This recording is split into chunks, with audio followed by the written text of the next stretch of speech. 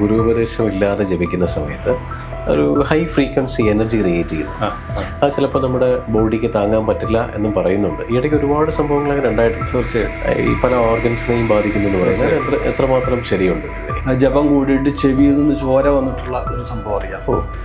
നേരിട്ടറിയാവുന്നതാണ്. ശിക്ഷാശാസ്ത്രം നിർദ്ദേശിക്കുന്ന അനുസരിച്ചിട്ടാണ്. വേദമന്ത്രങ്ങൾ ചൊല്ലുകയാണെങ്കിൽ മാത്രമേ നമുക്ക് അധികം കേൾക്കാൻ സാധിക്കൂ. മുൻകാലങ്ങളിൽ പ്രത്യേകം ഗായത്രി ദീക്ഷയാണ്. അതെ അതെ. പ്രത്യേക മുഹൂർത്തം നിശ്ചയിച്ച് അത് ജപിക്കണം എന്നുള്ളവർക്ക് ഗായത്രി രാമായണം ജപിക്കാം. അക്ഷരങ്ങൾ ഘടിപ്പിച്ചുകൊണ്ടുള്ള ഒരു രീതിയുണ്ട്. അതെ അതെ അതെ. പല വലിയ മഹാമന്ത്രങ്ങൾ പോലും, ഇപ്പൊ ശ്രീവിദ്യാമന്ത്രം പോലും. അപ്പൊ അതുകൊണ്ട് വ്യാകരണ നിയമങ്ങളിൽപ്പെട്ടാണ് ശിക്ഷ എന്ന് പറയുന്നത്. പാണിനീയ ശിക്ഷ, ശൗനക ശിക്ഷ എന്നൊക്കെ പറഞ്ഞിട്ടുള്ള ശിക്ഷാശാസ്ത്രങ്ങളുണ്ട്. ആ ശിക്ഷാശാസ്ത്രത്തെ അടിസ്ഥാനപ്പെടുത്തിയിട്ടാണ് ഉച്ചാരണവും അതിന്റെ രീതികളും വരുന്നത്. അത് പക്ഷെ ഒരുപക്ഷെ നമ്മുടെ വ്യാകരണ ഗ്രന്ഥങ്ങൾ നോക്കിയാൽ ചിലപ്പോൾ കിട്ടിക്കൊള്ളണമെന്നില്ല. പണ്ടൊക്കെ സാങ്കോപാംഗം ആണ് വേദം അഭ്യസിച്ചുകൊണ്ടിരുന്നത്. അതായത് 6 ശാസ്ത്രങ്ങളോട് കൂടി അതായത് ഈ വേദാഭ്യാസത്തിൻ്റെ കൂടെ തന്നെ പിന്നെ ശിക്ഷ, വ്യാകരണം, കൽപ്പം, നിരുക്തം, ഛന്ദസ്, ജ്യോതിഷം ഇങ്ങനെ 6 ശാസ്ത്രങ്ങളും ഇതിനോടൊപ്പം പഠിച്ചിരുന്നു. ഇതിലിപ്പോൾ വ്യാകരണം, അതേപോലെ നിരുക്തം, ശിക്ഷ എന്നൊക്കെ പറയുന്നത് ഈ അധികവും ഗ്രാമർ ഭാഗങ്ങളാണ്. അതിൻ്റെ വ്യാകരണ നിയമങ്ങളാണ്. അപ്പോൾ ഇപ്പം വ്യാകരണം എന്ന് പറഞ്ഞാൽ നമുക്കറിയാം വ്യാകരണം എന്താണെന്നറിയാം, ഗ്രാമറാണ്. അതേപോലെ തന്നെ നിരുക്തം ഇതിൻ്റെ ശരിക്കും അർത്ഥത്തെ ധ്വനിപ്പിക്കുന്ന ശാസ്ത്രമാണ്. അതുപോലെ തന്നെ ശിക്ഷ അതിൻ്റെ ഉച്ചാരണ രീതികളെ കൃത്യമായിട്ട് നമുക്ക് എങ്ങനെ വേണം ഉച്ചരിക്കാൻ എന്നൊക്കെ മനസ്സിലാക്കി തരുന്നതാണ്. അപ്പോൾ ആ ശിക്ഷാശാസ്ത്രം നിർദ്ദേശിക്കുന്ന അനുസരിച്ചിട്ടാണ് നമ്മൾ ഈ ഉച്ചാരണ രീതികൾ രൂപപ്പെടുത്തിയേക്കുന്നത്. അത് തന്നെ ഏത് സമ്പ്രദായത്തിൽ പെടുന്ന ആൾ ഇന്ന രീതിയിൽ ജപിക്കണം. ഇപ്പം നമുക്കറിയാലോ, സാധാരണ ഋഗ്വേദം, യജുർവേദം, സാമം, അഥർവം 4 വേദങ്ങളാണ് ഉള്ളത്.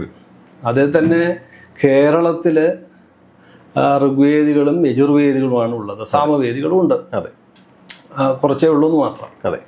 അപ്പം ഇവരുടെയൊക്കെ ഈ രീതികൾ വ്യത്യാസമുണ്ട്, ഉച്ചാരണ രീതികൾ വ്യത്യാസമുണ്ട്. നമ്മൾ പിന്നെ പൊതുവായിട്ട് സാധാരണക്കാരെ സംബന്ധിച്ചിടത്തോളം ഒരു പൊതുവായിട്ടൊരു രീതി സ്വീകരിക്കുന്നു. അതെ, നമ്മൾ കേരളം വിട്ടു പോകുമ്പോൾ ഉള്ള ഉച്ചാരണ രീതി ഭയങ്കര ഡിഫറെൻ്റ് ആണ്, വ്യത്യാസമുണ്ട്. അതിപ്പോൾ ഒരു ഗണപതി ഹോമത്തിൽ പങ്കെടുക്കുകയാണെങ്കിലും ഉണ്ടാകുന്ന ഒരു പ്രൊണൗൺസിയേഷൻ കേൾക്കുമ്പോൾ ഒരു ഇമ്പം ഉണ്ടാവുന്ന അവരുടെ രീതി, ആലാപന പൂജ ചെയ്തില്ലെങ്കിലും അത് കേട്ടോണ്ടിരിക്കുകയാണ്. ഈ കേരളത്തിൽ കുറച്ച് സൈലന്റാ, അധികവും സൈലന്റാണ്. പിന്നെ വേദമന്ത്രങ്ങൾ ചൊല്ലുകയാണെങ്കിൽ മാത്രമേ നമുക്ക് അധികം കേൾക്കാൻ സാധിക്കുള്ളൂ. ശരിയാണ്. എന്നാൽ തന്നെ അത് വളരെ ഒരു മന്ത്രിക്കാന്ന് നമ്മൾ പറയില്ലേ, ആ രീതിയിലുള്ള ഒരു രീതിയായിരിക്കും കേരളത്തിൽ. ഒരു വ്യത്യാസമുണ്ട്. ഇപ്പൊ കുറച്ച് മാറ്റം വന്നിട്ടുണ്ട്. അപ്പൊ ഇതിനകത്തൊരു വ്യത്യാസം എന്ന് പറഞ്ഞാല് വേദമന്ത്രങ്ങളുടെ ഒരു സ്വഭാവം എന്ന് പറഞ്ഞാൽ അത് ഉച്ചത്തിൽ ചൊല്ലാം. അതുപോലെ സ്തോത്രങ്ങൾ നമ്മൾ ജപിക്കുകയാണെങ്കിൽ ഉറക്ക ചൊല്ലാം. ഈ ബീജാക്ഷരങ്ങൾ അടങ്ങുന്ന മന്ത്രങ്ങൾ ജപിക്കുന്നിടത്താണ് കൂടുതൽ റെസ്ട്രിക്ഷൻസ് ഉള്ളത്. അവിടെയാണ് നമ്മൾ ഗുരുനിർദ്ദേശം അനുസരിച്ചിട്ട് വേണമെന്നും ഇന്ന രീതിയിൽ വേണമെന്നും ഇത്ര സംഖ്യ വേണമെന്നും. എത്ര സംഖ്യ വേണമെന്ന് പറഞ്ഞാൽ അത് തന്നെ ഒരു നിയമമായല്ലോ. അല്ലെങ്കിൽ എനിക്കിപ്പോൾ എവിടെ വേണേൽ ജപിച്ചുകൊണ്ടിരിക്കാം. ഇപ്പം ഞാൻ ഓഫീസിൽ പോവാണ്, പിന്നെ ഓഫീസിൽ എത്തുന്നവരെ എനിക്ക് ബസ്സിലിരുന്ന് ജപിക്കാം, അല്ലെങ്കിൽ വാഹനത്തിൽ നിന്ന് ജപിക്കാം. ഇത്തരം മന്ത്രങ്ങളൊന്നും അങ്ങനെ പറ്റില്ല. ഈ ഗുരു ഉപദേശിച്ച് ഈ ബീജാക്ഷരങ്ങളോട് കൂടി പ്രത്യേക ഒരു ഉദ്ദേശത്തിനും അല്ലെങ്കിൽ ഒരു മന്ത്രമൂർത്തിയെ ഉദ്ദേശിച്ചിട്ടുള്ള ജപങ്ങളാണെങ്കിൽ അതിനത് സാധിക്കില്ല. സാധാരണ ഉപയോഗിക്കുന്ന ഏതെങ്കിലും ഒരു ചെറിയ സ്തോത്രം പോലെയോ കീർത്തനം പോലെയോ അങ്ങനെ ഒരു 4 വരി ശ്ലോകമോ അതിനെയൊക്കെ നമ്മൾ മന്ത്രമായിട്ടാണ് പറയാറ്. പക്ഷെ അതൊന്നും ഒരു മന്ത്രശാസ്ത്രത്തിൻ്റെ ഭാഗം എന്ന് പൂർണ്ണമായിട്ട് പറയാൻ പറ്റില്ല. അപ്പം ഇത് തിരിച്ചറിഞ്ഞിട്ട് വേണം നമ്മൾ ജപിക്കാൻ. ഇന്നിപ്പോൾ വന്നേക്കുന്നൊരു വിഷയം എന്ന് പറഞ്ഞാൽ ഈ ജനകീയ സ്വഭാവം കൂടുതൽ വന്നു, എല്ലാവരും വന്നിട്ടുണ്ട്. അപ്പോൾ ഈ മുമ്പേ പറഞ്ഞ പോലെയാണ്. അപ്പം നമുക്കിപ്പോൾ ഇന്ന വിവാഹം നടക്കുന്നില്ല, ഉടനെ അപ്പോൾ നമ്മൾ സ്വയംവരം ജപിച്ചു തുടങ്ങുന്നു സാധാരണക്കാർ. ഇപ്പം മുമ്പേ പറഞ്ഞില്ലേ ഗായത്രി മന്ത്രം. ഗായത്രി മുൻകാലങ്ങളിൽ പ്രത്യേകം ഗായത്രി ദീക്ഷയാണ്. പ്രത്യേക മുഹൂർത്തം നിശ്ചയിച്ച് ആ സമയത്ത് കൊടുക്കുന്ന മന്ത്രമാണ് സൂര്യഗായത്രി. അത് കൊടുക്കുന്നതാണ്. അപ്പോൾ അത് അത്രയും പവിത്രമായിട്ടുള്ളൊരു സാധനമായിരുന്നു അന്നൊക്കെ. എന്ന് വെച്ചാൽ പിന്നെ അത് ജപിക്കണം എന്നുള്ളവർക്ക് ഗായത്രി രാമായണം ജപിക്കാം. ഈ സ്തോത്രങ്ങളിൽ തന്നെ മന്ത്രങ്ങൾ, അക്ഷരങ്ങൾ ഘടിപ്പിച്ചുകൊണ്ടുള്ള ഒരു രീതിയുണ്ട്. അതെ. പല വലിയ മഹാമന്ത്രങ്ങൾ പോലും, ഇപ്പൊ ശ്രീവിദ്യാമന്ത്രം പോലും സ്തോത്ര രൂപത്തിലാക്കിയിട്ട് അതിൽ ഘടിപ്പിച്ച് വെച്ചിട്ടുണ്ട്. അതെ.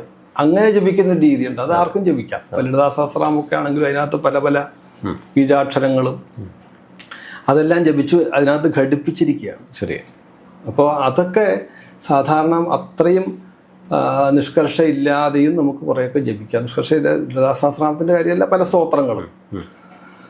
അപ്പോൾ അങ്ങനെ അത് നമ്മൾ മനസ്സിലാക്കി തിരിച്ചറിഞ്ഞിട്ട് വേണം നമ്മൾ ഒരാൾ ഇരുന്ന് ജപിക്കുകയാണെങ്കിൽ ചെയ്യാൻ.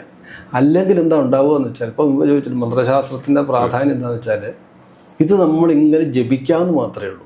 അതുകൊണ്ട് ഉദ്ദേശിക്കുന്നൊരു റിസൾട്ട് കിട്ടില്ല. പലരും ഇപ്പം എൻ്റെ അടുത്തൊക്കെ വരാറുണ്ട് ആൾക്കാർ, ചോദിക്കുന്നൊരു സംശയമാണ്. ഞാനിപ്പോൾ 12 വർഷമായിട്ട് ഇങ്ങനെ ജപിക്കുന്നു, പ്രത്യേകിച്ച് എന്താണെന്ന് വെച്ചാൽ അത് ജപിക്കുന്നു എന്നുള്ളൊരു മനസമാധാനത്തിന് അപ്പുറത്ത് ഉദ്ദേശിച്ച ഫലസിദ്ധി ഉണ്ടോ എന്ന് ചോദിച്ചാൽ ഇല്ല. അത് ആ നിയമം അനുസരിച്ചിട്ട് നമ്മൾ ചെയ്യാത്തതുകൊണ്ടാണ്. അപ്പം നമുക്ക് ഇണങ്ങുന്ന മന്ത്രമുണ്ട്. നമുക്ക് ശത്രുത നമ്മൾ ജപിച്ചാൽ നമുക്ക് തന്നെ സാധ്യ സുസിദ്ധ അരി എന്നൊക്കെ പറഞ്ഞിട്ട് മന്ത്രശാസ്ത്രത്തിൽ പ്രത്യേകം കോഷ്ഠചിന്ത എന്നൊക്കെ പറയുന്നത്. അങ്ങനെ വേർതിരിച്ച് കണ്ടുപിടിച്ച് നമുക്കിണങ്ങുന്ന മന്ത്രം കണ്ടുപിടിച്ച് ജപിക്കുമ്പോഴാണ് അതിനൊരു റിസൾട്ട് ഉണ്ടാകുന്നത്. അപ്പോൾ ഇത്രയും ഡെപ്തുള്ളൊരു വിഷയമാണ് ശരിക്കും മന്ത്രശാസ്ത്രം. ആ മന്ത്രശാസ്ത്രത്തെ അറിഞ്ഞ് ജപിക്കുമ്പോഴാണ് അതിൻ്റെ റിസൾട്ട് കൃത്യമായിട്ട് വരിക. പരമാവധി ചെയ്യേണ്ടത് അങ്ങനെ ഗൗരവമായിട്ടുള്ള ജപത്തിലേക്ക് കടക്കുന്നുണ്ടെങ്കിൽ ഒരു ഗുരു ഉപദേശം വേണം. നല്ല ഗുരു എന്ന് ചേർത്ത് പറയണം. അതെ അതെ അതെ അതെ.